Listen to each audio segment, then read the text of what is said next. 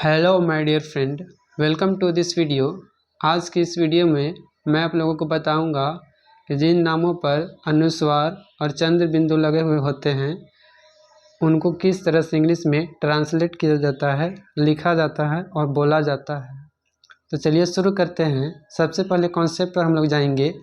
तो अनुस्वार और चंद्र बिंदु यदि दोनों के उच्चारण में न आता है तो हम लोग एन लिखेंगे। दोनों को उच्चारण में न आता है तो एन लिखेंगे। जैसे कि यहाँ पंख है, इसके उच्चारण में न आ रहा है तो यहाँ पर लिखेंगे पहले पी, प के लिए पी लिखेंगे, फिर ए लिखेंगे, फिर न आ रहा है उच्चारण में तो एन लिखेंगे, फिर के लिखेंगे, फिर एच, पंख। अगला है पंथ, उसी तरह से लिखेंगे पी, फिर ए लिखेंगे, फिर इसके भी उच्चारण में एन ना आ रहा है तो एन लिखेंगे, और त के लिए टी। उसी तरह से रंग, रंग के लिए आर लिखेंगे, र के लिए, फिर ए लिखेंगे, फिर इसके भी उच्चारण में ना आ रहा है तो एन लिखेंगे, और ग के लिए जी, आर ए एन जी, रंग। उसी तरह से कंस, के ए एन एस लिखेंगे। उसी तरह से नंद, एन ए एन डी, नंद। उसी तरह से Pankaj, P A N K ए जे, पंकज।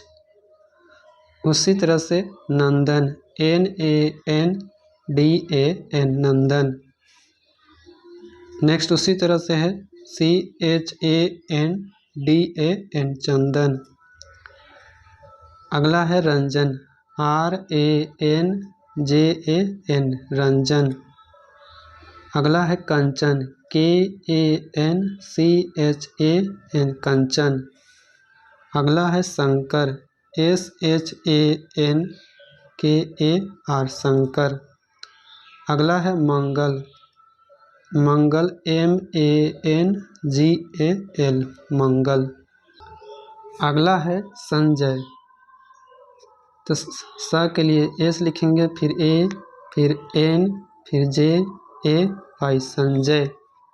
अगला है रंगा, यहाँ पे चंद्र बिंदु दिया हुआ है, चंद्र बिंदु के लिए भी ना ही लिखते हैं, इसे ना ही लिखेंगे, ना ही उच्चारण होता है इसलिए एन ही लिखेंगे, आर ए एन जी ए, रंगा। अगला है Chanda, C H A N D A, Chanda. अगला है कांत, के ए एन टी, कांत। अगला है Kanta, K A N T A, Kanta. अगला है Shanta, S H A N T A, Shanta. अगला है चांद, यहाँ पर चंद्र बिंदु है तो चंद्र बिंदु के लिए भी हम लोग एन ही लिखते हैं तो एन ही लिखेंगे, C H A N D, चांद। या फिर इसको इस तरह से भी लिखा जाता है, C H double A N D, चांद, दोनों सही होता है। अगला है बांध, B A N D H, बांध, या फिर B double A N D H होता है, बांध। अगला है जहाँ, जहाँ का हम लोग पहले जे का लिखेंगे, जा का लिखेंगे जे, फिर ए एच ए एन, जहाँ। अगला है खां, के एच ए एन, खां। अगला है गंगा, गंगा का लिखेंगे जी ए एन जी ए, गंगा।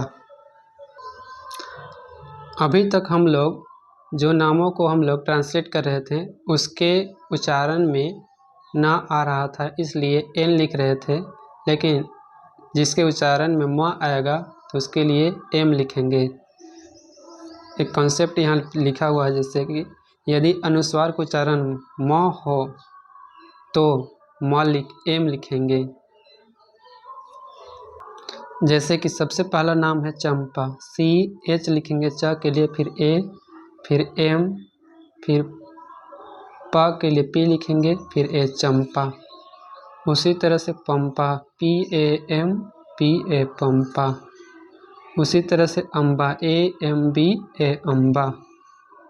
उसी तरह से खंभा, KHAMBHA खंभा। उसी तरह से रंभा RAMBHA रंभा। उसी तरह से सांभा SHAMBHA सांभा। सांभा को इस तरह से भी लिखा जाता है SHAAMBHA सांभा। अगला है रत्ना। रत्ना के लिए RATNA लिखेंगे रत्ना। अगला है सत्या। तो स के लिए S लिखेंगे, फिर T लिखेंगे।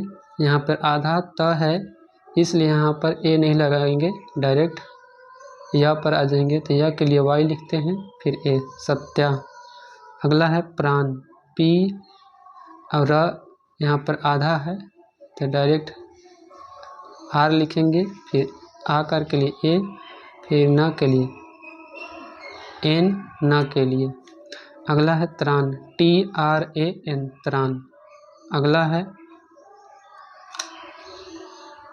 ANNA अन्ना। अगला है पन्ना PANNA पन्ना। अगला है मन्ना MANNA मन्ना। अगला है अब्बा ABBA अब्बा। अगला है रब्बा RABBA रब्बा। अगला है सच्चा SACHCHA सच्चा।